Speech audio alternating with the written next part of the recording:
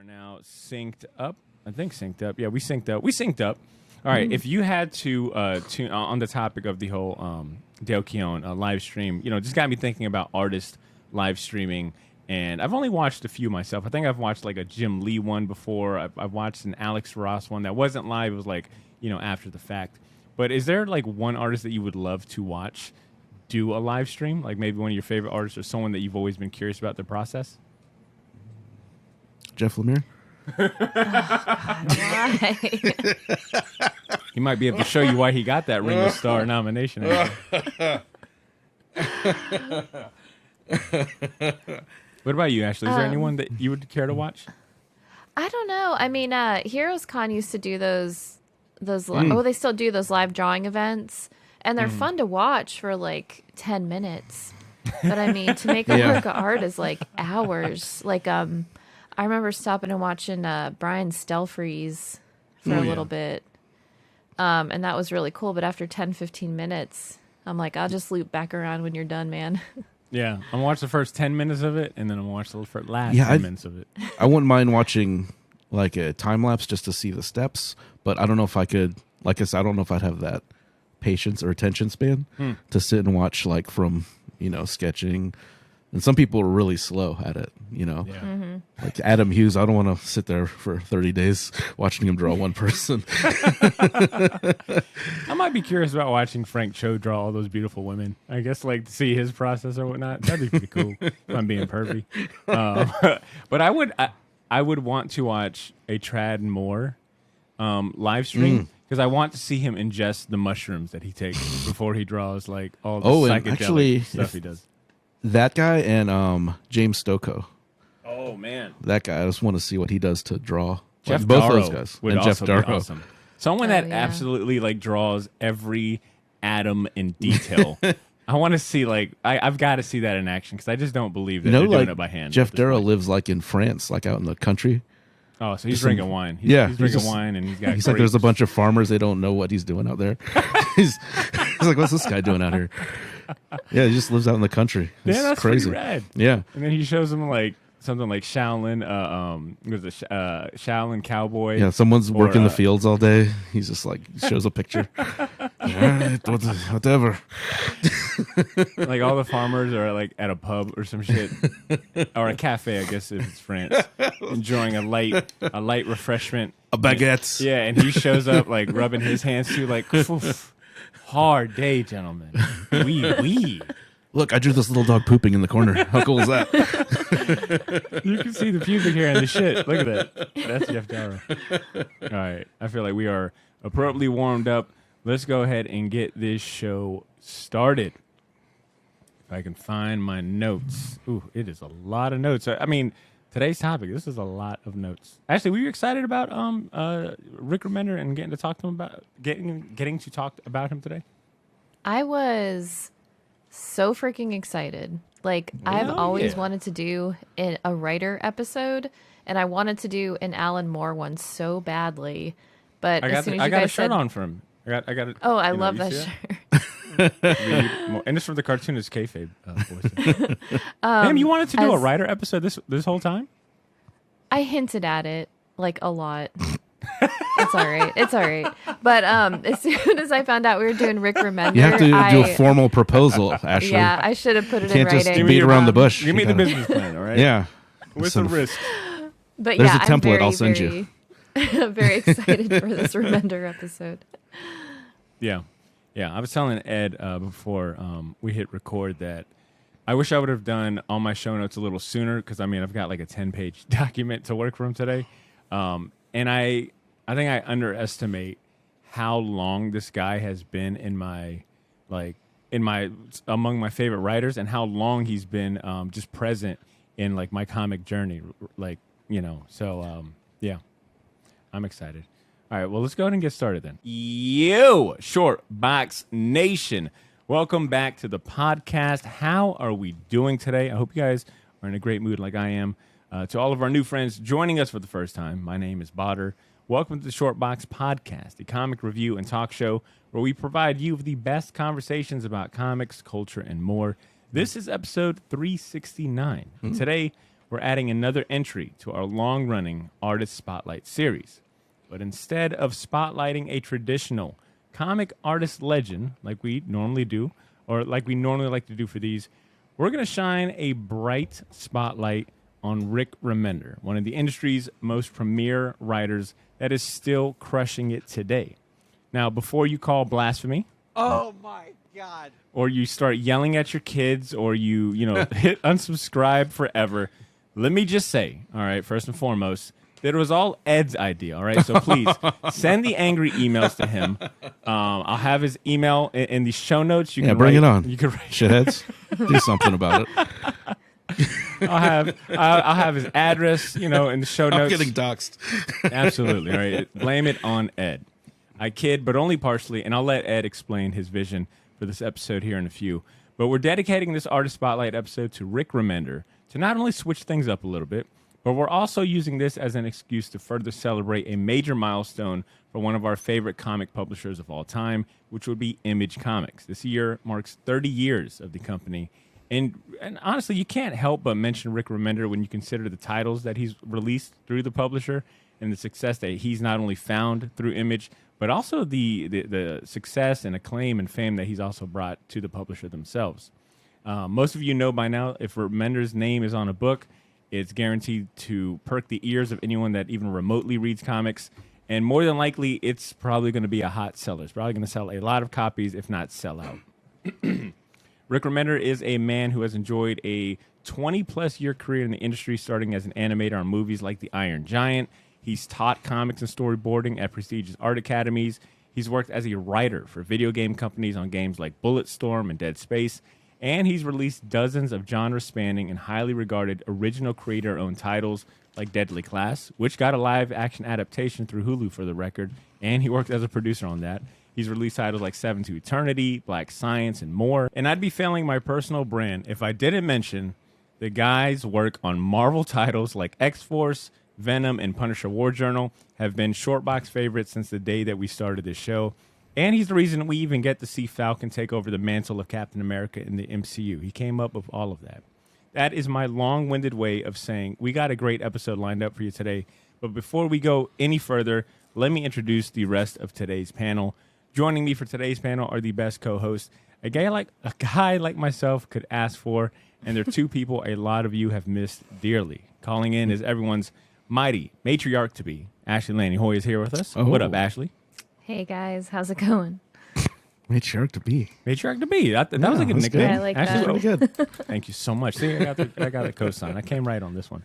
And sitting to my left, or camera right, for those of you watching the video version of this podcast, is the special Edmund Dansar. What's up, Ed? What's up? Ed, do you care to explain yourself, young man?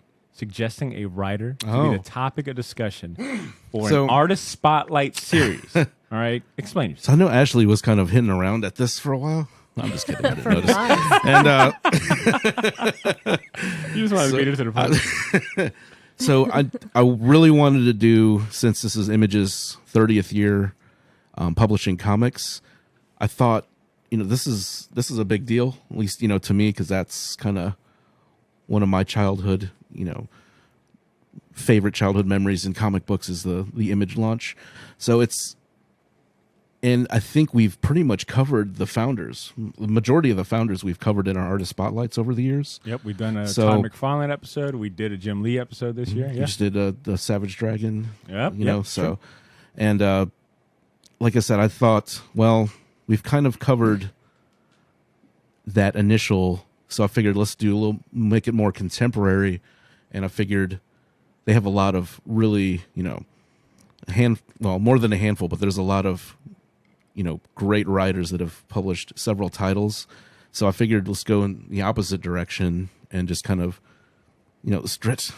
spread our wings a little bit, see if we can talk about some writers who've been, very important to this, like I said, the Image renaissance of that mid 2000s.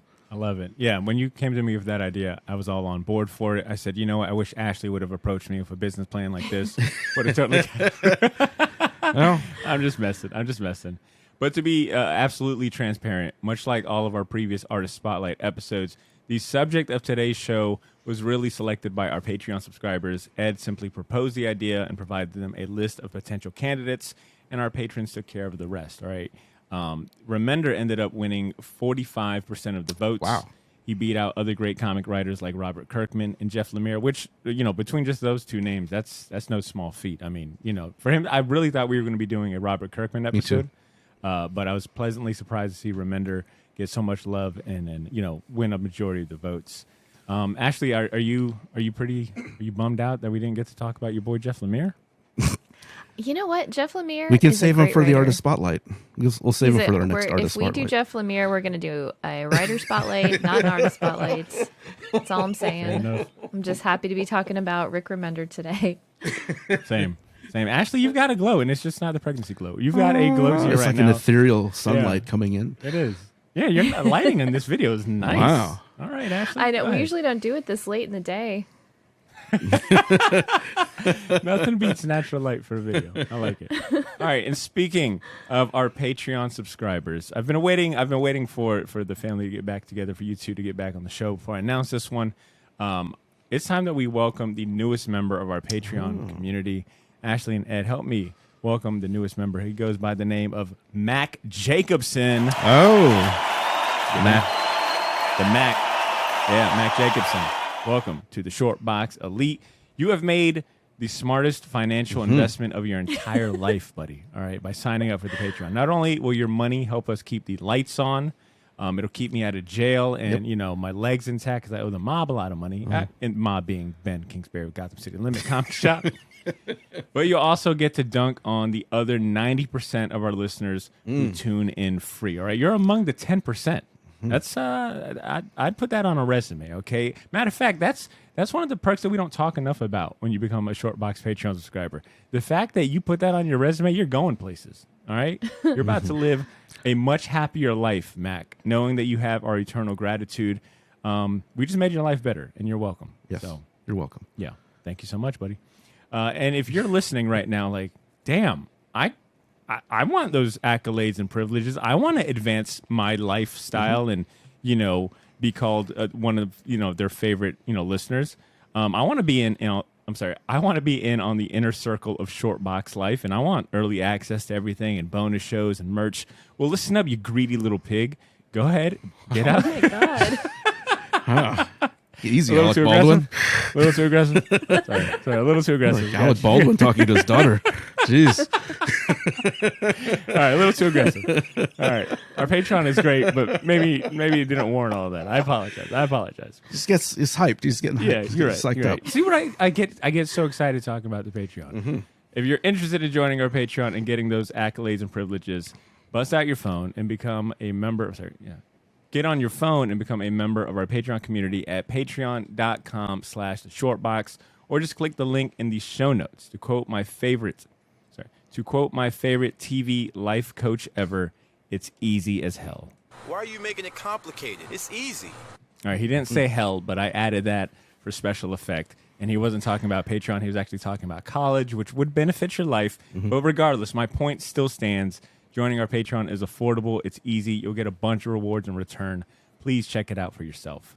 And one last thing before we get started. One more shameless plug, and I promise we'll get to talking about Rick Remender. I have something to announce right here at the very top so everyone gets a fair shot at hearing it.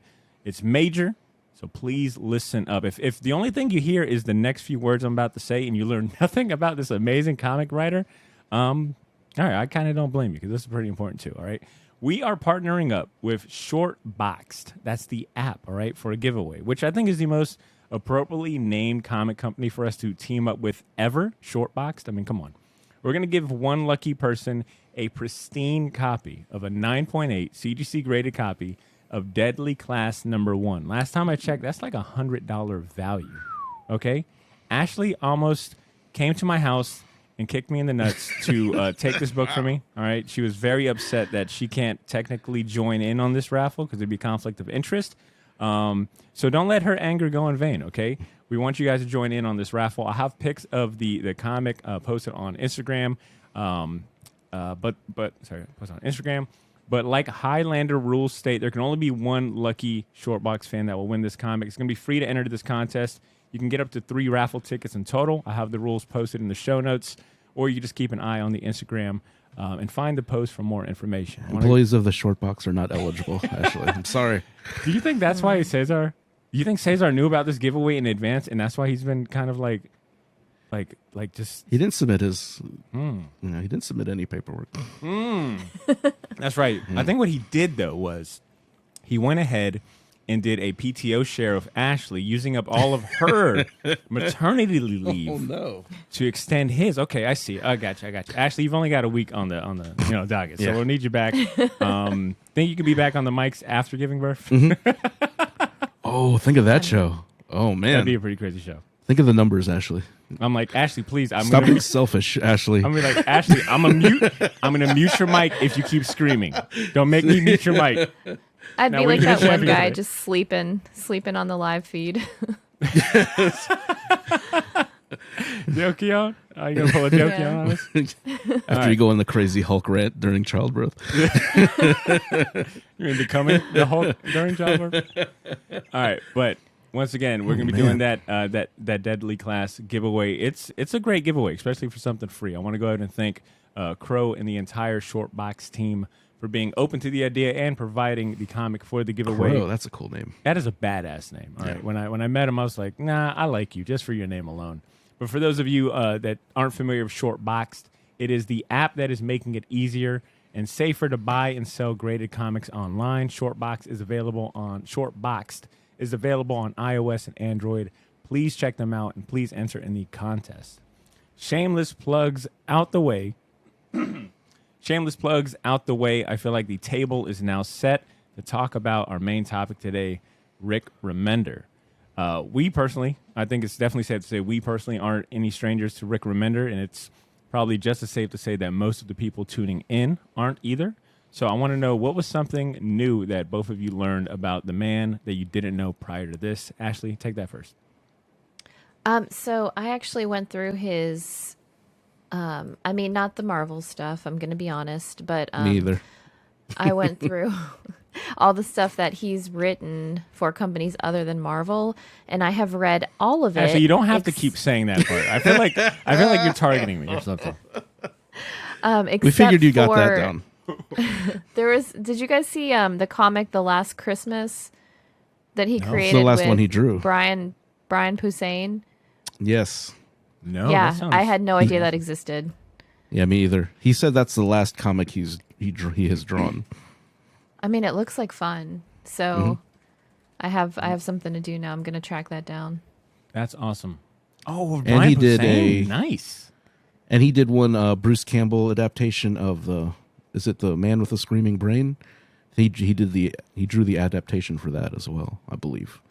If this is Rick Remender cover art on That's what Jeff I just... Darrow. Oh, okay, I was just about to say, damn, my man is channeling Jeff. He's like good like Jeff Darrow. And technically, I guess this, if we're talking Rick Remender and, my jokes about, this being an artist spotlight and we're doing a writer, technically the guy is an artist. So, Ed, you get extra points, all right? I take back the hate mail thing. Please don't send hate mail to Ed, all right? You don't deserve it. Ed, what about you? Did you learn anything new about Rick Remender?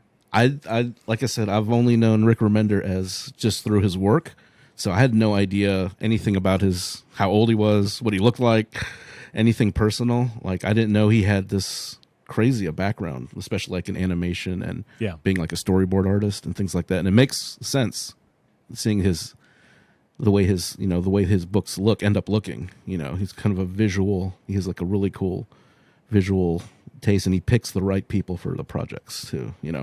But yeah, I didn't know any of that stuff.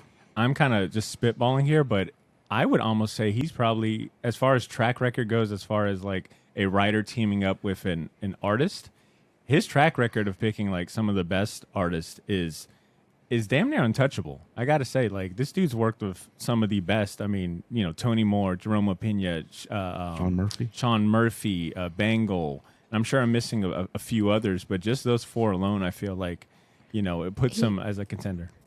He did team up with an artist that Ashley you guys Laney Hoy? know. Oh, Josh Ashley Hoy. Laney Hoy? oh, Get the wait hell a out of minute. here. Hold Yeah, up. Come on. Hold up. I know, You're, I know. You're telling me there is a connection between you and Rick Remender. Let me see if I can reach it from where I am. Okay. Damn it. Was this the anthology he did? Yeah, Who's part so Pop Gun Volume 1. Oh, Holy shit. I remember that book. yeah. Yeah, he did Josh did a story with him in the book. Oh, that's awesome. That is Yeah. super rad. So you're telling me all these jokes that we make about you being well connected in the industry, it Man. really is not a joke. It's 6 degrees of Ashley. But you can see like it was just everything just connects. I mean, it was weird. Did But it was did cool. Josh do the inking too, or did he just? He did or he do did all the artwork? art. The color too. Okay. Damn, that is Yeah, so he cool. did the lettering and everything. Did Josh share anything about Rick Remender or working with him that we can share? No, so he was waiting on the script, and Rick Remender had the script that he's been working on, and he was like super excited about it, and Josh was waiting for it. And then the night that he was supposed to get the script, Rick Remender's computer died. Like Yep. he could not get the script, and instead of rewriting it, he just wrote another story for him the next day. Damn. The freestyled one said, fuck it. Yeah, All right, literally here we was go. just So like, he "Here, I lost don't," the you story. know. He actually lost the file. He lost the computer? like he couldn't Oh. get the computer. He could have eventually. I don't know Always if back up eventually your he got it, but like to meet that like he missed the deadline by a day, Gotcha. but he still got a story out. Imagine Wow. if that story. Imagine if that original story was Deadly Class. He's like, fuck, Yeah. I wanted to send it to Josh. He just forgot. Like, oh yeah, that's what I wanted to write. Deadly Class. Sorry, Josh. No royalties for you, buddy. What could have been? That's awesome. That is a great story. Wow. Damn. And they're Ashley. doing a Fear Agents show. Yeah. So it could have been Fear Agent. Yeah, and actually that was my kind of tidbit that I learned. I didn't know about his giant generator company. The fact that it is like his home studio that houses all of his creator own stuff, and I guess that's kind of his launching point in like company that he uses to pitch things like the Deadly Class show. And another fun fact that I just learned that Seth Rogen, David F. Sandberg, Matt Tolmack are supposedly taking on Rick Remender's Fear Agent for Amazon. So Rick Remender he's a busy man. Like Yeah. Ed, to your point, that was kind of eye opening for me. I know the guy from Image and his Marvel stuff, and of course I knew about him being involved with the Deadly Class Hulu TV series. But the animation background, the video game background, and the teaching background, it was all news to me. He might be. I mean, we've spotlighted a lot of like highly successful comic artists. I guess we've done Jim Lee and Todd McFarlane. They're kind of upper echelon, but Rick Remender's up there. I think he's one of the most successful He has that, comic like- creators we've done. That kind of business acumen, Yes, as well there as we the go. creativity. And I've listened to interviews with him this last week, and he's like, that's the thing I want to teach artists to do, is to kind of basically know your worth, your IP, your creation, and how to monetize that, and how to move whatever you're creating into different platforms and different avenues. So he's like really big on that part of the business. It says it's not just the creative part. You have to also navigate and it's hard. And he's like, it's hard. It's not easy. He said he was like in poverty for years. Yeah. And this is that's not a lucrative industry. He had his own animation, like a little animation studio that was funded by Yahoo. Oh wow! But he still was teaching on the side to pay bills, So it wasn't like, I'm sure it wasn't like nonstop work. It was kind of like project by like almost like probably like a freelance thing. So Yeah. he knows how to hustle. That's an inspiration right there. Ed, I think I gave a relatively good high level overview of his career at the beginning, and the different hats and companies that he's been successful at. Did I miss anything like glaring, or do you have anything like worth noting? The one cool thing that you pretty much covered a lot of the stuff I was going to do, but it's like working with the Fox Studios. He's basically got to work with like, Don Bluth when he was basically in Phoenix at the time.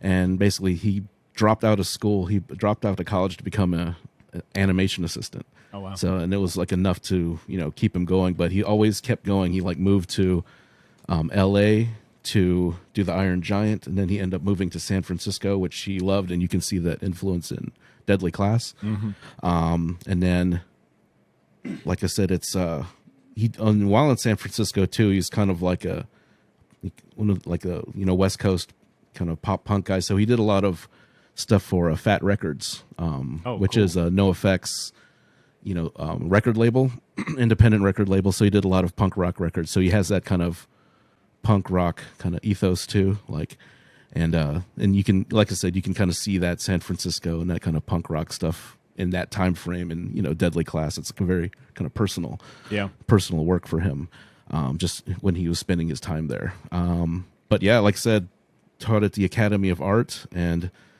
like I said, I pretty much covered most of the stuff I was going to cover. That was the one thing I thought was really cool too. Is just he just kept going, and ended up in Portland for a little bit. He just kept following that dream, and he actually, when he was actually working at EA doing when he was doing Dead Space, and he was going to do a series of Simpsons games. Oh wow! But he was still doing like Fear Agent, and this is like 2005 or 6. So he's still, Fear Agents floating out there, Strange Girls floating out there. He has a handful of things, Sea of Red. So he's got some stuff that's starting to pick up steam, and he basically said, I can be either cubicle corporate guy in EA and be a lifer there, or I can do this full throttle being a writer. Wow. And he basically went away from the comfortable choice, the choice a lot of us would take because of the security of it. But basically you're doing other people's stuff, you're being creative for other people, but he wanted to kind of strike out on his own. So he basically, it's like the a Lone Wolf and Cub where he puts the knife in the ball, baby. Which one you crawl into? If you've read it, you know what I'm talking about. Yeah. I feel like that was for me, Ed. I appreciate that. Damn, that's really inspiring. And I'll share and as I was like learning more about his career and whatnot, that wouldn't even become the first or last time he would make a decision like that. Because when he leaves Marvel in 2015, after 8 very successful years there, working on Venom and Uncanny X-Force and, getting that acclaim and building his name, he made the decision to leave Marvel in 2015. And I actually found an article during that time, I think it was on IGN, where they announced that, and he had written a letter to the fans and whatnot, and I really like what he wrote. And I think it coincides with what you brought up as far as him like kind of carving his own path and following his gut and making like that hard decision. He wrote something here where he wrote like he gives a lot of praise, like thanks to Marvel, like they helped me stay paid. I could afford a doctor bill for my a doctor visit for my kids if anything should happen to them. It was very lucrative, but essentially like it's my time to like go out on my own. As a matter of fact, I've got it here. He says, quote, the writer penned a letter to himself. I'm sorry. Anytime a writer writes to themselves, it's going to be just like filled with quotables, and it's like, make a movie out of this. But he wrote, quote, the unknown road holds better treasure, and even if it doesn't, you have to be true to yourself, to live independently or die and see what you can do on your own. End quote. Article goes on. Years later, Remender is one again taking his own advice. Furthermore, quote, so for the next year, I'm only going to do work that the artists and I own, Remender said on his blog, putting my ass on the line along with my partners and try for the dream one more time, end quote. Mic drop. This is amazing. Yeah. Truly amazing. Yeah. And this is a guy, too, that had a track record. So basically, too, even I read that article, but I listened to some interviews, too, like more recent interviews, and he was meticulous because there was a point to where he said, like, quote, he said, hat in hand, I went to Marvel, and I went there to build my audience. Smart. So basically, it's like, I can do this. I've reached kind of what I can do on my own, And like I said, he's getting involved in comics when it's kind of in its dark ages, the post-Crash comics era, especially with independent comics. So he's even said, I went to Marvel. This is my goal. I'm going to he does, excellent work there. And basically, I'm going to build my audience, and then when I go out on my own, I'm going to take those people with me. So it's everything he does is strategic, man. Strategic. It's a gamble, but there's there's a meticulous decision making there, and everything. It's not just a wild, there's always, he seems to be like a few steps ahead of everything. Can you have a strategic gamble, or is that like an oxymoron? Well, Something like that. But it's a gamble, but there's a reason for it. It's not just a risk, an unnecessary risk, I should say. Well said. And we've talked a lot about like that strategy, right? When we look at some of the premier names at Image, there's a lot of writers that you could point to that you're like, oh, they built, I found out about them from their work on Marvel or DC, and then I followed along when they decided to do their own creator stuff. Matter of fact, we've talked a lot about the Image Renaissance period that started around 2011, lasted about, until 2014, 2015, primarily because we were all working at our, respective comic shops. We were absorbing the culture from that retailer perspective and getting to see it firsthand, in addition to just being, fucking fans. But I think we've all agreed at some point that it was an incredible time to be buying like Image comics, right? Because they were comics, because we were getting an influx of like brand new creator-owned comics, and it felt like every month was a brand new number one that you just, that had so much excitement for it. Some of the best creators in the industry were at Image at that time, as well as like rising talent. If you guys recall, around that time, we were getting, we saw the debut of Saga by Brian K. Vaughan and Fiona Staples. East of West by Hickman and Nick Dragata, someone else who was doing like the same play, right? Like build my audience at Marvel, do my own, bring them over at Image. Brubaker and Phillips have put out Fatale around that year. And in 2013, specifically, on the topic of Rick Remender, we saw Image publish not one, but two brand new series by Remender. We had, in 2013, Deadly Class debuted, as well as Black Science, along artists Wes Craig and Nick Dragata, respectively. And I say all that to give this to you, Ashley.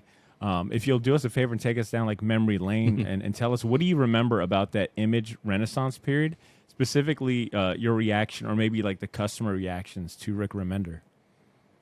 That was, that was just a really exciting time to work in a comic shop, because every time somebody asked you what you were reading or what you would recommend, I would just feel so happy. I'm here.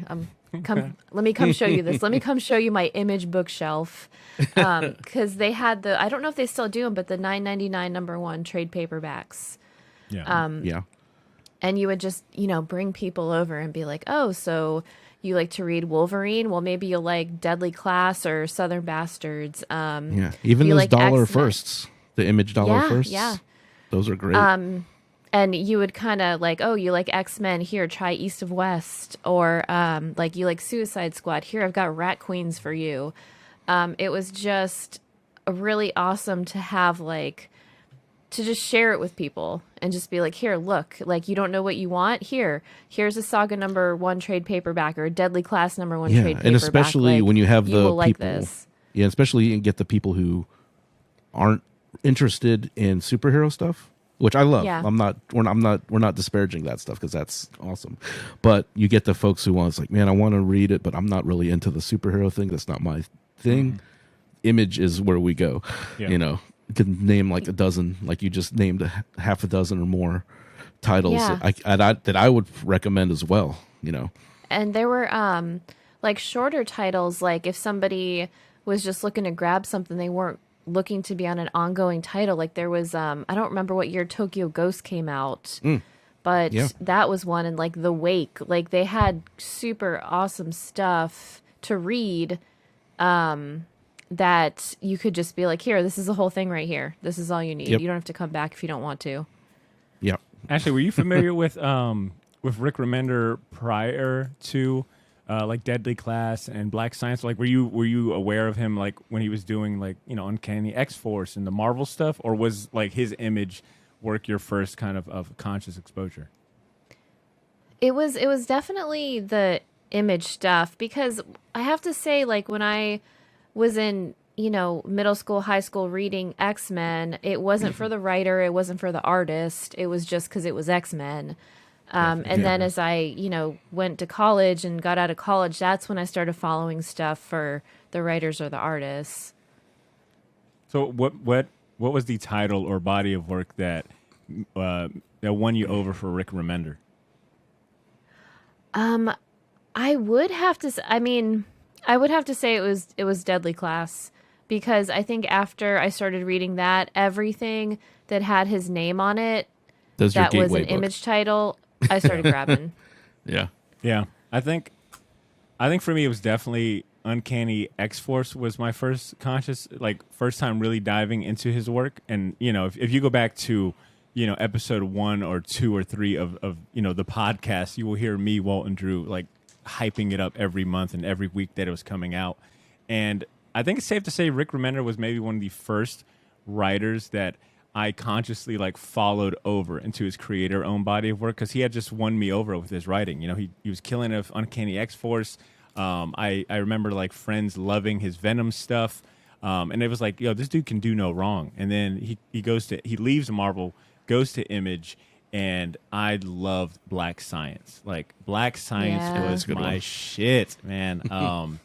Yeah, and I think it's and he was also like a writer that me, Drew, and Walt bonded over when we started the show, because he was like, it's probably safe to say he was our favorite writer when we first started the show during that Image Renaissance. It was like Rick Remender's name is on the book. You got to at least pick up issue 1. I think I've tried every single Rick Remender book up to like Wake. I think after Wake, I kind of became a little spotty and I fell off a lot. But Rick Remender was that to me is like, in this house, he's a goddamn household name. All right, in the Milligan house. All right. So, in addition to taking an unorthodox, quote unquote, unorthodox approach to this artist spotlight installment, I wanted to ensure that we covered as much ground as possible when it comes to Mr. Remender. As you guys can tell, I mean, his career it spans a lot of years. It spans a lot of titles, books, companies, and all that. And I still wanted us to celebrate this year solidifying 30 years of Image Comics in the industry. So I gave us the task of each picking one of his comics published through Image to read and report on. And since I chose X Factor, I'll go last. Ed, how about you go ahead and kick us off? All right, I chose. It's not my first thing I've read of his, but I picked it because it's his first credited solo writing comic. It's called Doll and Creature. Have you seen this, Ashley? No, I haven't. So basically, this came out, I believe, I want to say originally it was a black and white comic, and it was published by, I never know how to say the name of this company, AIT Planet Lair. It's like a small, kind of, I think, a black and white publisher. And then in Image, basically, he kind of remastered the series, like a 4-issue series in a collection, and then added an epilogue to it. But basically, I picked it because this is kind of like his first book as a solo writer, not writing or collaborating with anybody. And basically it's like a Frankenstein monster. It's a monster book. It's kind of it's almost like I guess contemporary comparison. If you like The Goon, you'd probably like this. It's kind of set in this world that it's basically where like organized religion is banned, and then kind of the subculture, what you'd consider subculture, is the status quo. So everyone kind of is like goth and dresses up like monsters and stuff.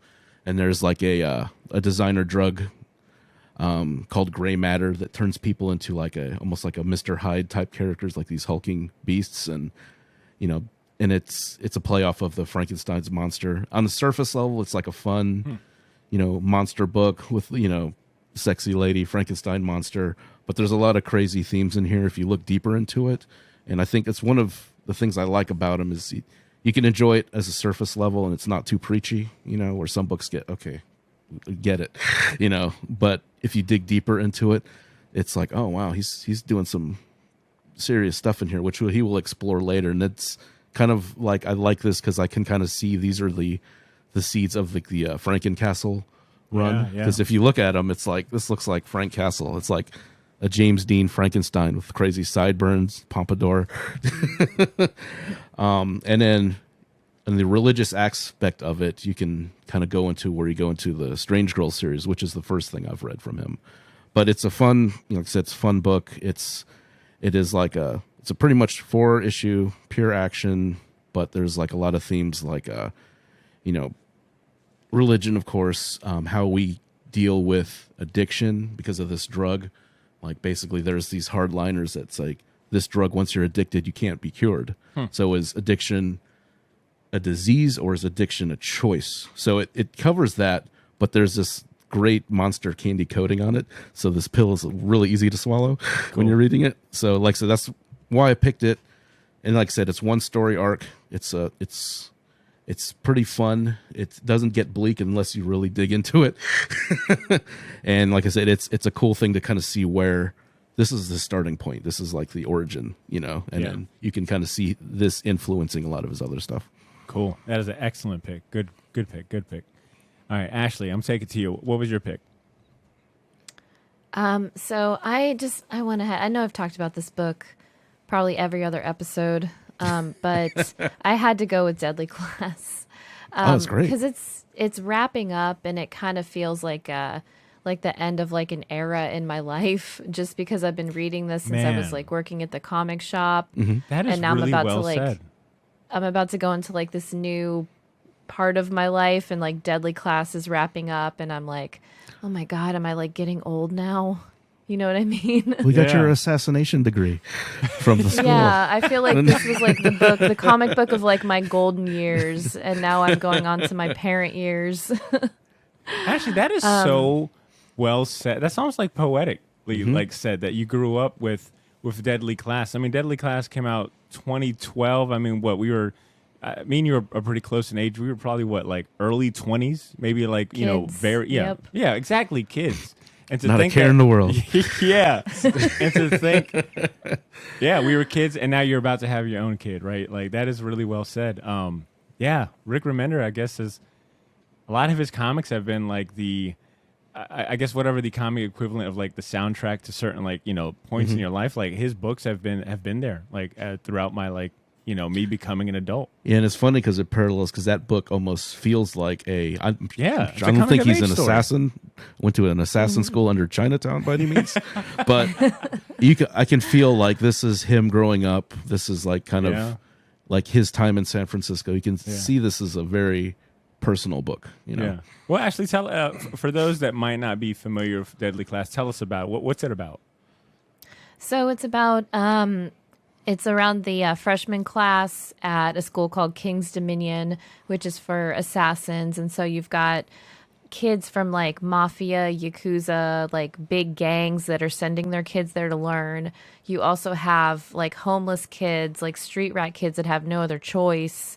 That's where Marcus, the main character, comes in. And you really do you feel like you've known this person their whole lives, because as the book goes, he ages. You know, it goes through time, and it's just like none of these characters are perfect. And Rick Remender has this knack for making you really, really fall in love with someone, and then he kills them. And so it's kind of like it's really hard to, you know, get attached because you don't know what's going to happen. But the stakes with are this, there. like you have no choice. Yeah, he does a great job of, at least, especially in Deadly Class, like introducing you to the stakes very early on. Because I remember like reading like those first couple of issues and growing kind of like fond of certain characters, and it's like, wait a minute, did he just kill off like my favorite character? And just feeling devastated and like even mad to the point it's like I'm not reading this shit anymore, right? I'm not getting my heart broken every weekend, week out. I don't know what to trust. Yeah, he completely like ruins you, and then he comes in and he's like, oh well, here's Helmet, like, here, how can you not fall in love with this guy? And you're like, yeah, you're right, man. I'll keep reading. I think he does I feel like a lot of his stories usually focus on a very like a relatable protagonist who is going through a rough point in their life, that's like really having to like get it through the mud to like get out of their situation. Like they're never really perfect, pristine characters, right? They're not. Sometimes they're like more so like they're never like black and white characters. Yeah. There's always they're always imperfect, in the gray. but they're likable. There's a likability to them. Yeah. Even Scumbag. Oh, I mean, God, really? Because the word is, but there's a charm to that character that, and I think what's crazy, and I'm not 100% sure, but like I said, just realizing that he's been in this game so long, and I think that's Scumbag is becoming like his best-selling book. Scumbag, to add to that, Scumbag is his best #1 selling comic through Image, and he's been there for 16 years. And that was just last year is when Scumbag #1 debuted. Which, you know, we're talking about Rick Remender. we could literally do a 3-part series, like early Remender, mid-year Remender, Remender now, and we'd still be praising him. But yeah, he just had his best #1 selling. So it's like that consistency, and just like he still has it, you know. He's not just doing a template, you know. So okay, I'll just do this. He's really still being very creative and very high level this far along in his career. Deadly Class is also the reason I think I was introduced to Wes Craig. Is that a safe bet for anyone else? Was anyone else aware of Wes Craig prior to Deadly Class? I don't think I was. I wasn't. It's sharp, super style. I love that style. Rick I mean, we talked a little bit about it in the beginning, but his eye and his choice of artists, man, that dude has got such a good eye for art. And I mean, it obviously comes from his own, animation and art background. But I mean, without Rick Remender, I probably wouldn't have, known Wes Craig as soon as I did, or like I know him, or Jerome Appiah. And I've, like I said, I've been listening to some interviews with him, and he says, he's always looking at artists and artwork, and thinking of future things. Like the guy who even did the Doll and Creature book, and John Hebig, he was a animation guy, and he was also, I think, probably a fellow professor at the school. And I think some of his students he's given jobs to. That's cool. So, and he's said it's like, I want someone who's it's like, I'll work with bigger names, but I want someone who's hungry. Yeah. And he said that even though he's an artist, he keeps everything pretty amorphous and general, and then basically they go back and forth and they do the characters. So it's like I'm not just using an artist to boost my ego. I'm this is a true collaboration. That's cool.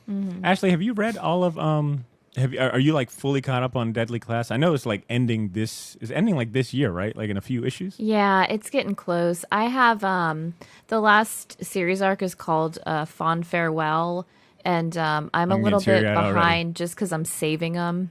Yeah. I don't want it to end. I really don't.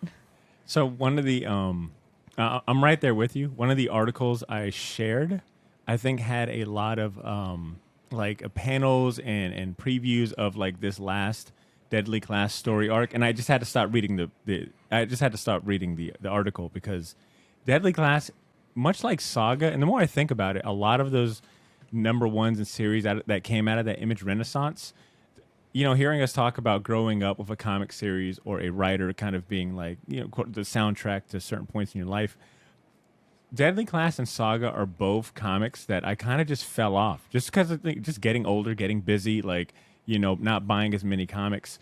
But recently, I've had a fondness and kind of like yearning to go back to them. And Deadly Class being very high up there, just kind of thinking about like, damn, that was such a good point in my life when that came out. All the books were great. I was really like experimenting and trying like new comics and stuff. Hearing you talk about Deadly Class and saying that has got me thinking about reading, getting caught up myself. I think the first 4 trades. So definitely once it wraps up, I'm getting the rest of them. Yeah. Yeah. Thank you, Ashley. All right. So the series that I picked, I went with, and I joked at the beginning, of course. It was a very bad joke about me picking just Marvel. I didn't get it. It's like, he's really doing X-Force? All right. I was a little mad too. I was like, what are you talking about? You're like, this motherfucker right here said we could only pick his image. He's like, that didn't come across as a joke? It's like, no. No, not at all.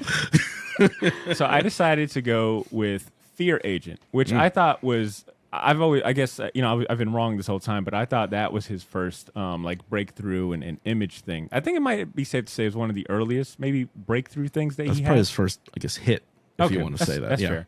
But Fear Agent is a title that, someone like Drew has praised and read highly. I mean, even our boy Adam Wallet, I think he was one of the first people like I met that, was on Rick Remender early. He loved Fear Agent, talked about it a lot. I just never really got into it.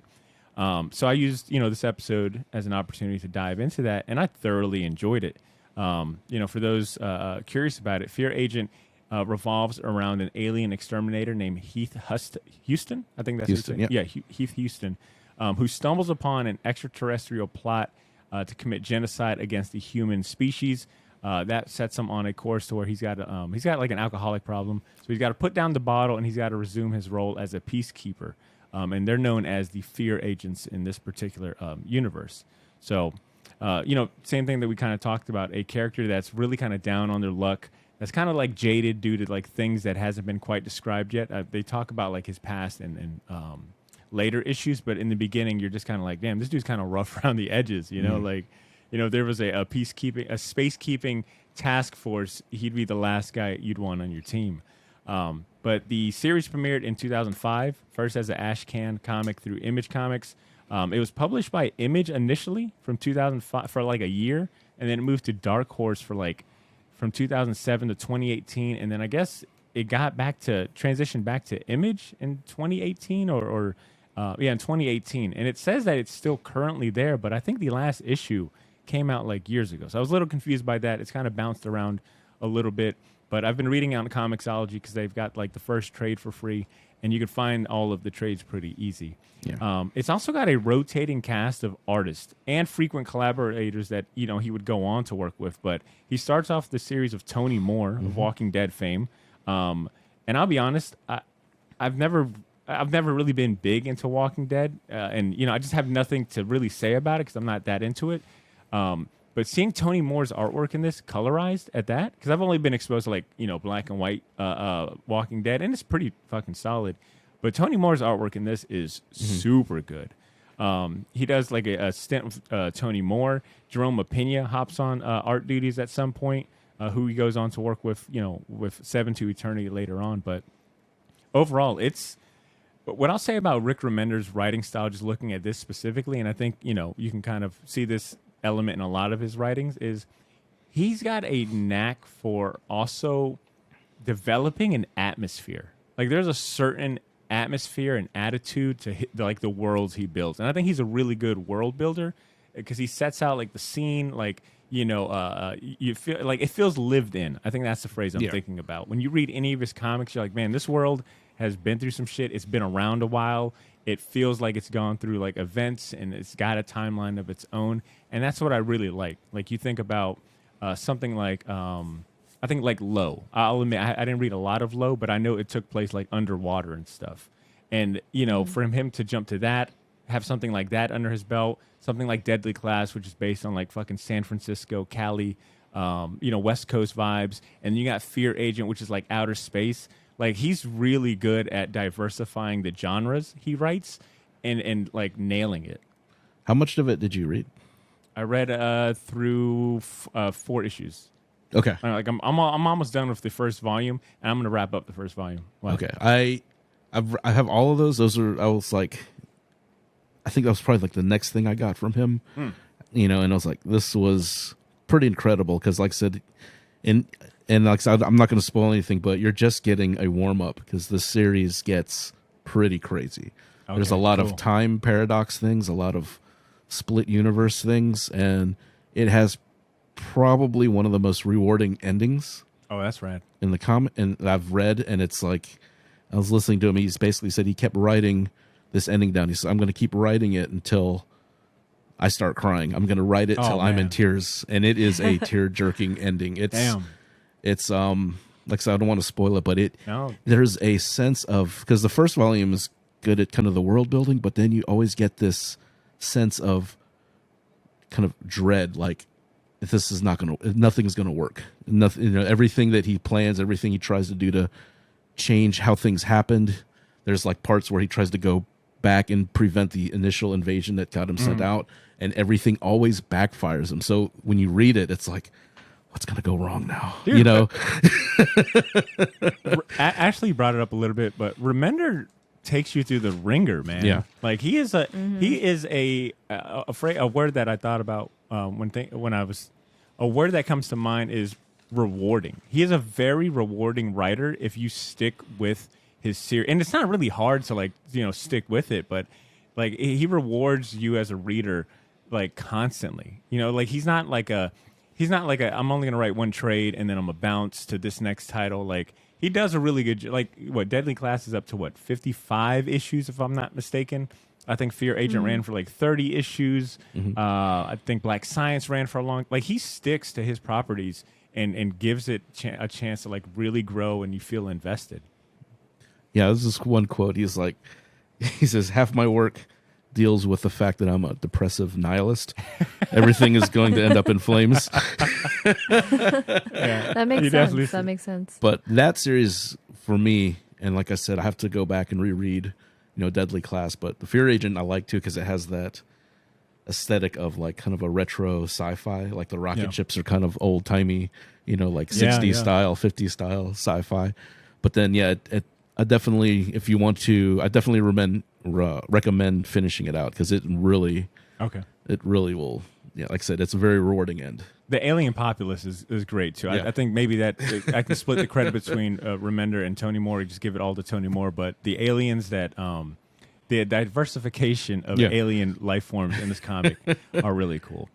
All right, so we've talked about like Rick Remender's had his hand in a lot of titles, a lot of creator-owned stuff.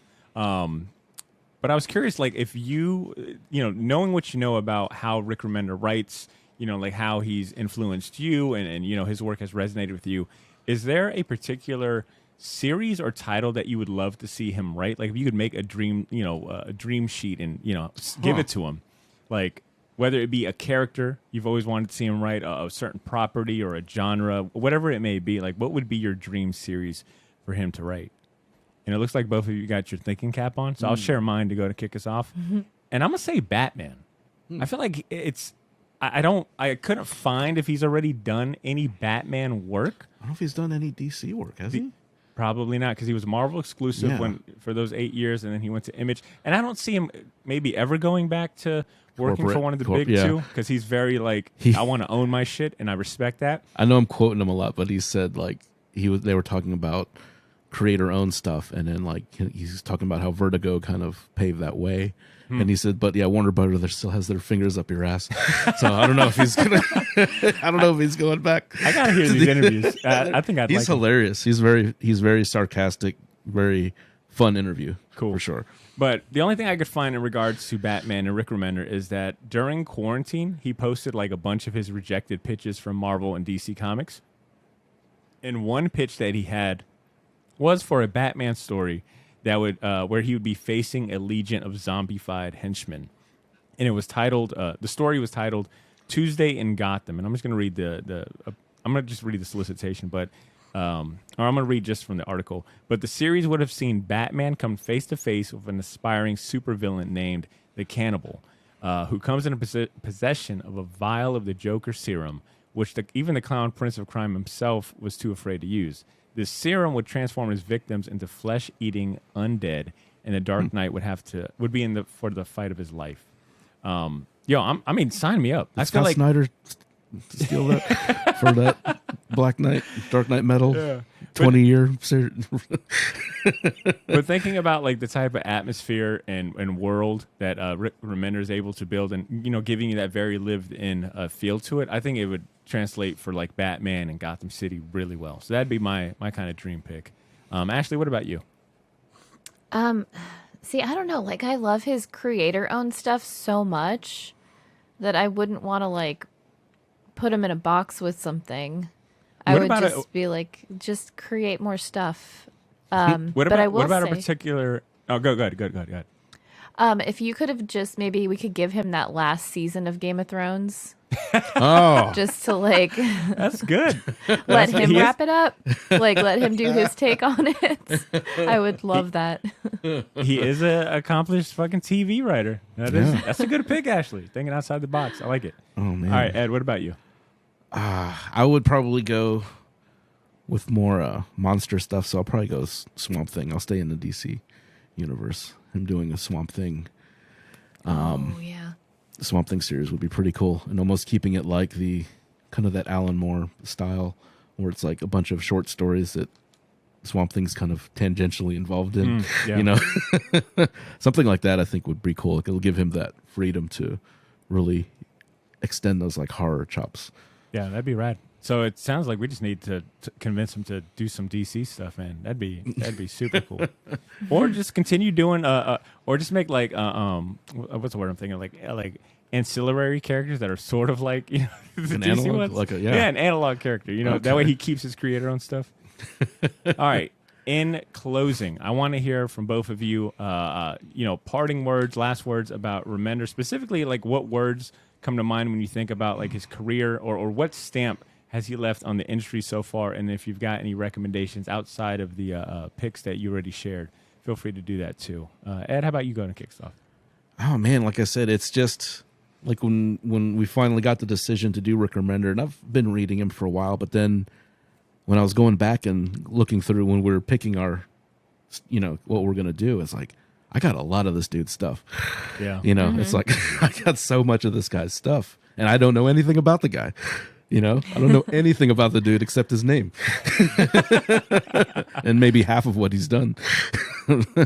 But I think like one of the common things I've seen just in, I think in him being an artist, every title that I've seen him do has, and it's like he's scouting these guys, but they're all visually interesting. So he's like a guy, like once I kind of put the name to some titles and started, like what you said, Ashley, when we kind of stop following characters and start following artists and writers and creative people, and we just like, oh, I just want to do X-Men only. We start putting names and faces to the people who create our favorite versions of what we like growing up.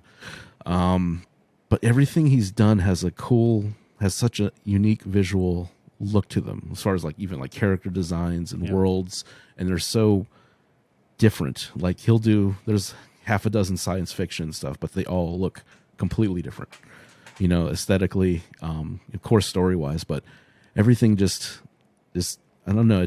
Everything is always looks interesting to me, because there's some people that I'll pick up like writers, and it's like if the art's not there, no, I'll pass it. But I don't think I've always picked up a Rick Remender, a new number one. I don't think there was a time there was a Rick Remender book that came out where I didn't get it. It's like, I'll pass on this. I always got a number one from him. I'm nodding my head. Yeah, well said. Ashley, what about you? So like Ed said, he has a definite eye for artists. I don't think anyone writes like a character just in that self-preservation mode like he does. Speak, Ashley. Ashley is.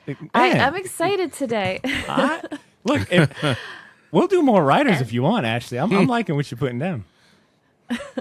And then also it's funny because like I don't know much about him, but the way that he writes comics, I'm like, I think that we would get along. Like, I feel like this person sees the world the way that I see the world.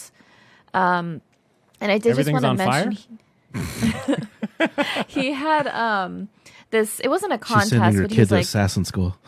Oh yeah, is that it? he was like, he had people submit artwork of like his characters. Ed, I don't know if you remember that. It was like in the back of some of his books. He's like, hey, send me your artwork and I'll print it. And he printed some of my artwork. It was in the back of like Deadly Class, Low, Tokyo Ghost. Literally, like he printed it in like 5 or 6 of his books, and I felt like a little kid. Like literally, I was like buying multiple copies. I was like keeping them in my purse. I was like, hey, look at this! Like I'm in an image book. My buddy Rick posted my picture. Just that he did something like that, like really. I mean, I'm still talking about it, and it happens like at least 8 or 9 years ago. Yeah. Ashley, look, you won this episode. You absolutely, from the stories, the review, the words. The guy? I mean, look, and also your homework assignment. You cannot leave. You cannot leave the studio today until you send me. Can you find like the photo and your artwork that you sent in? I want to use it for the image. Yeah, I have it. Oh, for artwork. sure, I have it. Yeah. Right. Let's use it for the episode artwork. So if you're listening to this episode and you're curious about the episode artwork, you did a Tokyo Ghost? It was Tokyo Ghost. Oh, yeah. let's do that. Come on. Yeah, for sure. All right. Nice. There you go. That is the credit right there. That is who illustrated today's episode artwork. Well said, Ashley. And I kind of wish I would have went ahead of you because now I got to follow up to that. The only thing I'll say about Rick Remender that you guys haven't said, I mean, there's really not much more to be said that we haven't already said, but he is definitely someone that has carved out his own path by following his gut. His belief in his craft is definitely very apparent. I get a very confident, confident, but also someone willing to take, some maybe shaky gambles. And the fact that he's left behind, not left behind, but the fact that he's decided to carve out his own path in face of like very secure opportunities is definitely inspiring, man. Like just the fact that he's a fearless individual and he's like a legit student and master of the craft. I think at this point, like it's safe to say he is a master like at the craft. He's put in, well over 10,000 hours. And I loved like, reading that thing that I shared where he was like, look, I'm going to put my ass on the line and, put up and shut up. Like I'm going to own these things. I love that he came to that realization. Like, I can benefit from doing my own stuff.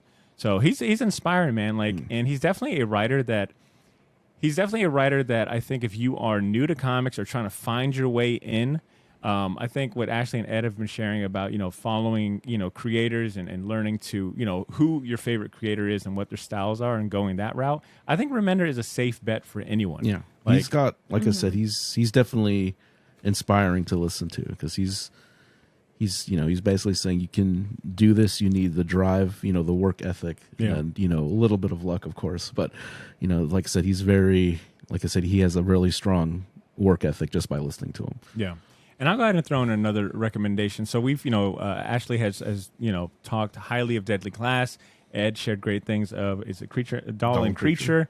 Fear Agent was awesome. I'll throw in a recommendation for Black Science, which was one of my favorite Rick Remender titles coming out during like that Image Renaissance period. If you're a fan of like Fantastic Four or stories about like broken families trying to find their way and mending each other and love sci-fi, like it's right up there. And there's enough comics in there that it'll last you a while. And I guess like if you don't mind, I will piggyback on that. I will recommend if you want like a short and sweet and beautiful comic, Tokyo Ghost is incredible. Mm-hmm. Like I said, it's like it's almost like it's like a Blade Runner with very Japanese overtones. It's just a really unique looking book, and like I said, it's another story about addiction. And like I said, Sean Murphy doing the artwork. I remember when that book was announced and losing my shit. Yeah. Like you're telling me Rick Remender and Sean Gordon Murphy are going to be on it. He's been using that. Like you gotta be, what? He's been using that middle name. He's adding that middle name. Yeah, that was insane. Yeah, Tokyo Ghost that was something else. Yeah, man, Rick Remender, a lot of good memories attached to Rick Remender and like all of his titles. I'm glad that we did a spotlight on him. And if you were to ask me, I feel confident that I could share this episode of Remender himself, and I think he'd give us a thumbs up like Mike and Laura Allred did. So with that being said, I think we covered as much as we could for today's intent and purposes. We all knew that this would be a Herculean, I think I said that right? Herculean effort to try and consolidate his career into one episode. But I hope we at least got the point across that this man has had a rich career in comics. He's put himself out there time after time to follow his passion and his dreams. And as you can tell, he's reminded us the power, potential, and excitement of good storytelling. So if you feel like we missed anything, if you're like a Rick Remender diehard and you're screaming at your phone like, how could they not talk about XYZ? Remember, we were only going to cover the Image stuff. We could do a whole separate episode about the Marvel stuff. But we'd love for you to chime into the conversation. Feel free to hit us up on Instagram, Twitter, or email. And if you're new to the show and you enjoyed this spotlight and you're like, damn, I want more stuff like this, check out our other Artist Spotlight episodes like the one we did about Mike and Laura Allred back in episode 359. That one was so good, Mike Allred wrote us and said he loved it. So, I mean, you can't go wrong with these Artist Spotlight episodes. Ashley just yawned, which I think is a perfect cue. No, we went off for a lot. We were kind of like long in the tooth about Rick Remender, but he deserves it, right? But I think it's a perfect time, real quick, to take a quick break before we read some fan mail and champion this week's entertainment picks. Normally, we'd be doing our Fistful of Comics segment brought to us by Gotham City Limit Comic Shop, but we're recording this episode on Batman Day. And as you can imagine, for a shop called Gotham City Limit, Ben and his team are busy as hell today, so he wasn't able to send in his top 3 comic picks. We'll share that next week. We'll be back to normal then. But in the meantime, here's some music for you to enjoy while we go stretch our legs. We'll be right back. Shortbox Nation, we are back. The music you just heard was by our good friend DJ Crumbs. Do me a favor, give that guy a follow on Instagram. All right, I got a link in the show notes. for more of his music, and he does artwork too, so check that out. Now, we're getting into the fan mail segment. We've actually only got one piece of fan mail to read today, and this was sent to us by our guy T-Mix, all right, one of our favorite active listeners. He actually sent this. He sent this email about a month ago when we announced the Green Lantern comic giveaway. So obviously he's automatically going to win that one. But I'm just now getting to it because I like to read the emails for episodes like this when you guys are on the show and whatnot. So my apologies, T-Mix. I know you've been waiting on us to read this email, but we're going to get into that right now. All right, let me go and pull it up. Bear with me. Oh, actually, you already sent the artwork. Let's go ahead and do a little preview. I did. Oh, I remember. Damn, okay, that's good. awesome. Yo, I do remember that. There you Nice. go. Uh-oh. Hopefully it focuses in. Anyways, it'll be the episode artwork, so you can just take a look at that. All right. Let me pull up his email. T-Mix. It's been a minute. I got to go to the search bar to find T-Mix's email. All right. Here's the email. It is titled Dream a Little Dream. T-Mix writes, "Yo, what up, Shortbox? First, great job, Ashley, on your Spanish pronunciations. Ooh. Much better than nice. Potter.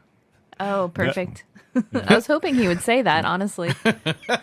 Though, let's be honest, with how much trouble Potter has pronouncing English, I'm not surprised. Speaking of, I loved Sandman on Netflix, but I was annoyed at how they were pronouncing Constantine. It's the small things. I'm sure I just pronounced that wrong too. It's like Constantine, right? No, I think in the show they say Constantine. I think it's Constantine. I think is what we're all familiar with. Anyways, he goes on to write, episode 6, The Sound of Her Wings, was my favorite, but I'll keep it spoiler free. I've got 2 champions this week. First is my high school friend's new podcast that I think is a fantastic compliment to the Shortbox. It's called Beep. It's a pop culture podcast based. No, I kid. The name of the podcast is The Multiverse of Toys. It is a pop culture podcast based out of Orlando area that focuses primarily on the toy collecting side of comics. There are 26 episodes to date, so they're pretty new, but I thought you guys might enjoy. That actually sounds really cool. I would love to hear a podcast about the toy side of comics. And if they're Orlando based too, I mean, hell, I might look into that some more. Might see a future collabo, T-Mix. All right, but the email continues. My second champion is a documentary on HBO called Milestone Generations. It is a very well done story about the comic creators that answered the question, where are the black superheroes? As well as the birth of the Dakotaverse. I legit thought Static Shock was just a spin-off show from Justice League series first. Talk about having your mind blown. Yeah, it's a great doc. I highly recommend that. All right, and then he wraps up. All right, time for the prompt. Remember when we announced the Green Lantern giveaway, I think the prompt was like, tell us about your favorite Green Lantern. So this is it. Though I already picked up a copy of Jason Todd's first appearance as Green Lantern because Ben sold me, so which is the Image OG? Oh, which of the Image OG was my favorite? Okay, I think the prompt was tell us about what was your favorite original Image comic series. It's coming back to me. He writes, well, to be honest, I never read any of them until last week when I did a speed read through of the volume 1 of the OGs. Like Ashley kept saying, I had to remember these were written in the 90s. My pick is Savage Dragon. Spawn was too much of an edgelord. Youngbloods felt really like corporate D-bags. And Wildcats, albeit beautiful, felt like X-Men. Savage Dragon was fun, lots of action, and tried hitting dinner topics without getting overboard. And he wraps up, hasta la próxima, mis amigos, T-Mix. All very fair reviews. Yeah, no, that was it took us an hour and a half to do this review, and my man, knocked out 4 or 5 Image titles in one sentence. Good stuff, T-Mix. Thank you so much. I guess T-Mix, let me know if you still want this Green Lantern variant. If not, I'll do another giveaway for it in another episode. But thank you so much for that email. Much appreciated. And aside from emails, I want to go ahead and just do that reminder one more time, talking about emails and giveaways, that we're going to be doing a giveaway, that Deadly Class number 1, 9.8 CGC graded copy. We'll be raffling that off. That's about $100 value. It's in partnership with the Shortboxed app, which is, let me do that one again too. All right. And speaking about giveaways and emails and all that, Don't forget that we'll be raffling off a pristine copy of a 9.8 CGC graded copy of Deadly Class #1. Market price. What isn't it like market price when you buy fish? It's like, well, what's the market price? Market price of that is like $100 value. All right, so you're getting $100 value book for basically free if you win it. All right, it's going to be free to enter in this contest, and you can get up to 3 raffle tickets in total. I'm gonna have the rules posted in the show notes, or just go over to our Instagram and find the post for more information. Like I said, we're partnered with Shortboxed for this giveaway. Great name, if I do say so myself. Shortbox is it's the app that's making it easier and safer to buy and sell graded comics online. It's available on iOS and Android devices. So check out the app and enter the giveaway. I mean, look, you ain't got nothing to lose. I mean, I'm gonna make the contest easy. And if you win Deadly Class #1 CGC, I mean, it's gonna look good on your walls. It's gonna look good on your wall for as long as you can keep it from Ashley, because she'll probably torture It me looked for real the name. good on my wall. Yeah. Just in case She you got get her it kids and you're signed not up really to- feeling it. Yeah. She's got her kids signed up to King Dominion early. Ashley's gonna be like, hey Potter, what was the name of the winner? I want to send them some original artwork. I'm like, oh, Ashley, that's so sweet of you. Hand delivered. Yeah. All right, so check out the giveaway. Thanks again, T-Mix, for the email. Ashley, Ed, let's go ahead and jump into champion season. All right, I think it's a perfect time to tell everyone about the best entertainment options worthy of their time, personally backed by us. Let's go ahead and dive into the segment right here. Where is my sound bite? Do. Oh, I don't know if I got my sound bite. Which one is it? Is it this one? Aftershock Nope. Comics last line. Nope. number Oh, no, it's too much. Too much. It's time. Oh, whoa! It is all over the place. Sorry, guys. It's time. Wow. Wow, yeah, that was too That much. was crazy. Yeah, that was insane. Shit. Yeah, I don't know where it's at. Bear with me. Is it that one? Jeez Louise. I got to get my sound pad. This is what happens when you got too many sounds. All right, fuck it. I'm just going to go ahead and talk over it. Yeah, it's like way too much. Okay, here we go. All right. For those of you tuning in, Champion Season is the part of the show where we answer the burning question of what else you should be up on by highlighting other worthwhile entertainment like movies, TV series, books, video games, and anything else that we'd personally recommend to friends. Let's see. Ashley, you've been on a roll lately. I want you to go ahead and kick us off. What are you going to champion today? Okay, so I've got 3 today, so I'll go through them real quick. First one is House of the Dragon. Have you guys been watching this? Ashley, Sunday, it comes on at 9 o'clock.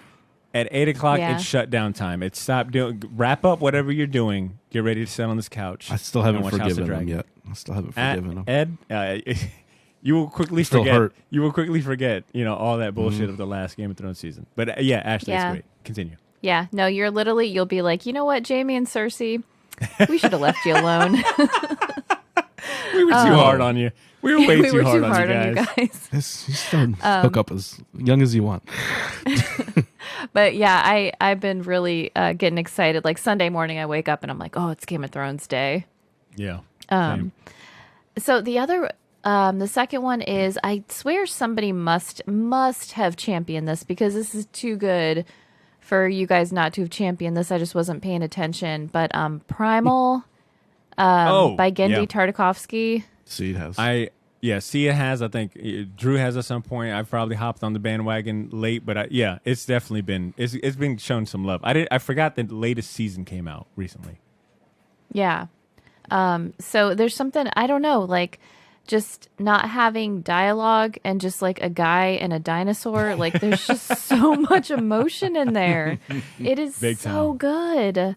time. And then the last one is a movie that I saw it and then I went home and bought tickets and went and saw it the next week. Bullet Train. Oh, I want to see that. That was on my list, and I think it's still in theaters, right? Like I'm not too late. Yeah. So, and also if you live in Jacksonville, that brand new Cinemark on Atlantic, $6 movies on Tuesday nights. Ooh. So That's I went way and out saw there. Bullet Train one Tuesday and then went and saw it the next Tuesday. Damn, you went back to back. It's like John Wick, but all the You need to hitmen go are to funny. that Filipino bakery over Ooh, down at the the street Say from So it. Sweets. Yeah. No, or the baker's son. Oh, I haven't been there.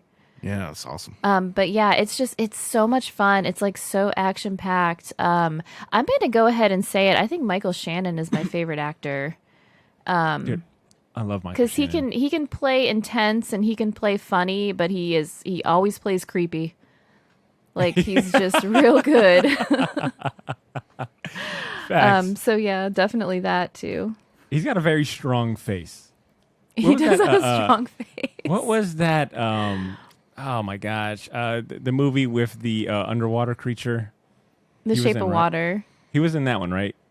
Yeah, I'm not very mistaken, intense. he was in that one. So intense. Like I was like, imagine if that was your boss.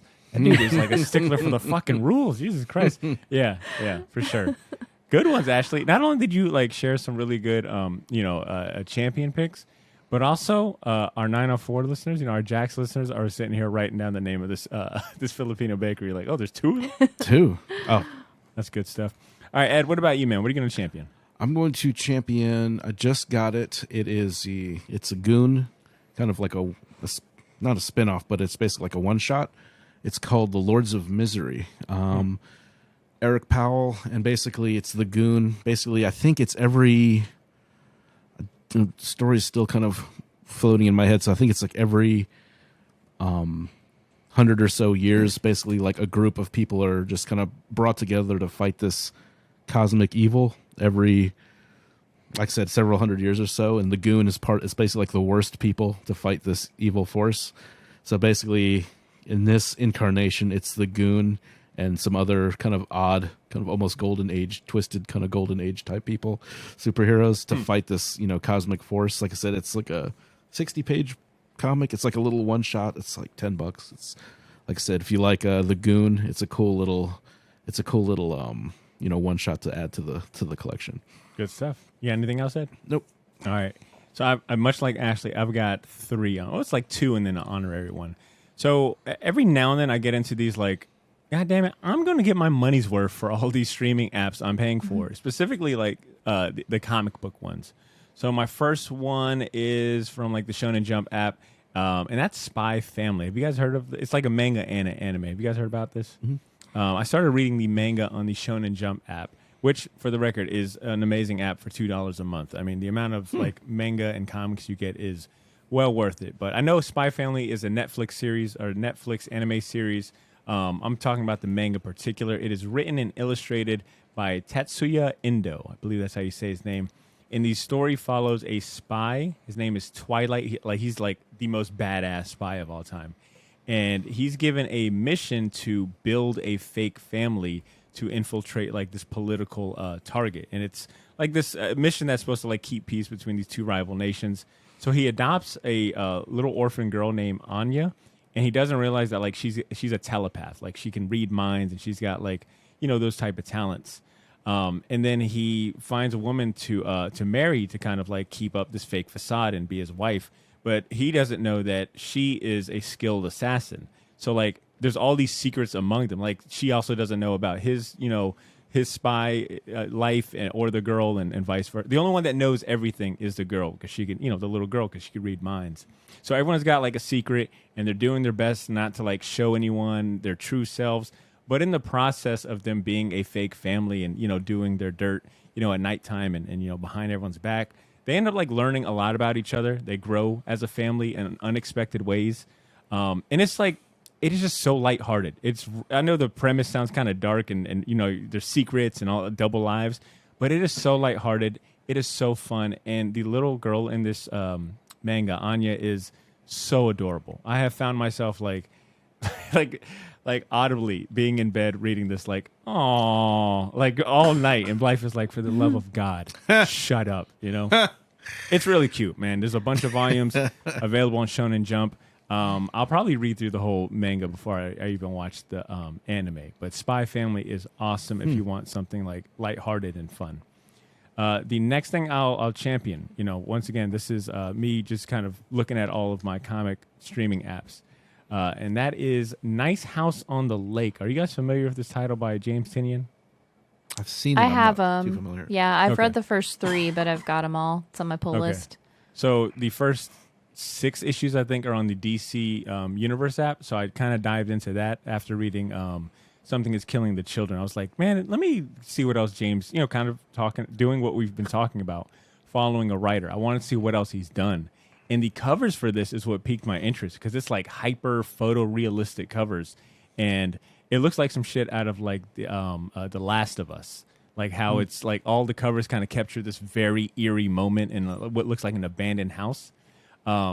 It's written by James Tynion alongside artist Alvaro Martinez Bueno. I think that's how you say his name. And the overall premise is an undercover alien has been living on Earth as a human named Walter. And he's like been selectively throughout the course of his life, like selectively befriending a bunch of people from various walks of lives and professions.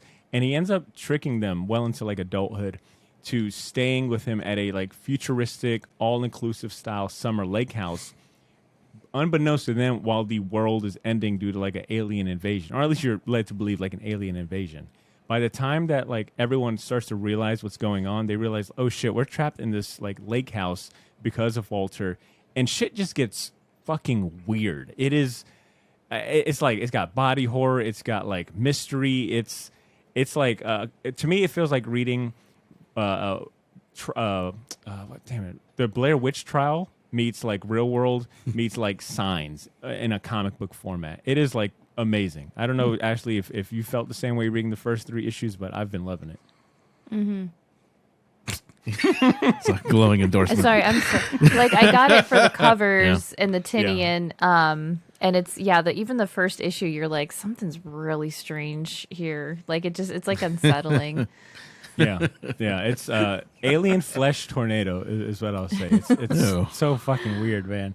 But it's kept my interest. And my honorary champion is Dragon Ball Superheroes. All right, it is the latest Dragon Ball Z kind of like, I don't know if it's a spin-off movie or it's kind of like it's canon, but it's like a side story. Anyways, it's a movie that I guess has been showing in select theaters. I watched it at Regency in July. I took my little nephew as a cover-up, so that way I didn't feel self-conscious about being a grown-ass man watching a Dragon Ball Z movie. But little did I know, it was filled with a bunch of other 30-year-old males in there. My nephew was actually the youngest kid in there, so my cover got blown, but I had a good time. And I'll say this, it's not, as a lifelong Dragon Ball Z fan, it is not absolutely required viewing. If you're a Dragon Ball Z fan, but if you are fully aware of what Dragon Ball Z or Dragon Ball is at this point in regards to like writing and the stakes and the usual tropes, and you don't mind like a story centered on Gohan and Piccolo, it is more than serviceable. It's a lot of fun, and I'll even give them props for trying something new with the animation style. It's not like your, traditional animation style. It looks more like a 3D video game type of look to it. Boy. So I think it's still showing in theaters, Ed, if you're interested in checking out Dragon Ball Superheroes. I'll have to find some. No, that's going to sound weird. Find some little kid to go with. No, that doesn't sound great. I'm going to put that out there. This episode just got flagged. All right, so once again, Dragon Ball Superheroes, Nice House on the Lake, and Spy Family are my champions. Short Box Nation, it's your turn to chime in. If you got a killer champion that we should be checking out, share it with us. Stop hoarding all the good shit, all right? Tell us about it, all right? We share with you every week. You could do the same thing, too. Or tell us if you try out any of the recommendations that we shared today. We'd love to get some feedback. Hit us up on Instagram, Twitter, or email. Ashley, it's been a minute since I had you do the episode wrap-up. Do you got any words to share about this episode in particular? Did you learn anything new? Do you got anything to share as parting words to the listeners? I guess I'm just feeling kind of sentimental about this episode. I mean, I think we all agree that Rick Remender is really good at introducing characters that you absolutely like relate to in some way and fall in love with. Every series that I've read from start to finish, like he just sticks the landing every time. And then I'm not even mad that you've been ignoring my Alan Moore art writer spotlight comments for the past few months. Like, I'm glad that Rick Remender was our first writer spotlight. Do you think I should be? Would it be appropriate to play "I Don't Want to Wait" by Paula Cole right now?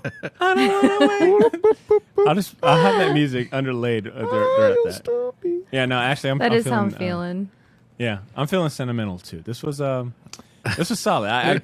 You know what? I think it's safe to say that going forward, we'll definitely start doing more episodes about writers in particular. Alan Moore to me would just be a very interesting episode to do. That'd be a tough one. Yeah, it would. You know, We're just doing his Lost Girls book. Weird sex. Trope. It would be that would. It's been a while since we've done like 2-part episodes, but I feel like that one would warrant at least a 2-part, and I feel like we would have to get Cesar on it, just because it would be the closest to us actually getting Alan Moore. Yeah, you can do the voice the whole time. Exactly. All right. Well, there you have it, Shortbox Nation. Thank you for hanging out with us this week. If you enjoyed this episode, please do us a favor and help spread the word to a friend or someone you know that loves comics as much as we do. And if you're feeling extra generous, consider leaving us a review on Apple Podcasts or Spotify. It won't cost you nothing except for maybe 10 seconds and a couple of nice words, but it would mean a lot to us. Next week, we'll be recapping the latest comic news and headlines from this month that you might have missed. All right, it's been a lot has gone down in the comic industry, and we'll talk about that next week. So make sure you're subscribed to the show so you don't miss out on that. And if you want more Shortbox content to hold you over until then, become a member of our Patreon community for on-demand access. I thought that just sounded, fancy. To bonus episodes and videos. Click the link in the show notes to get to our Patreon community, or just go to patreon.com/shortbox to check out what's waiting for you there. Until we meet again, Shortbox Nation, take care of yourselves. Have a great day. And please continue to make mine and yours Shortbox. We'll talk to you soon. Peace.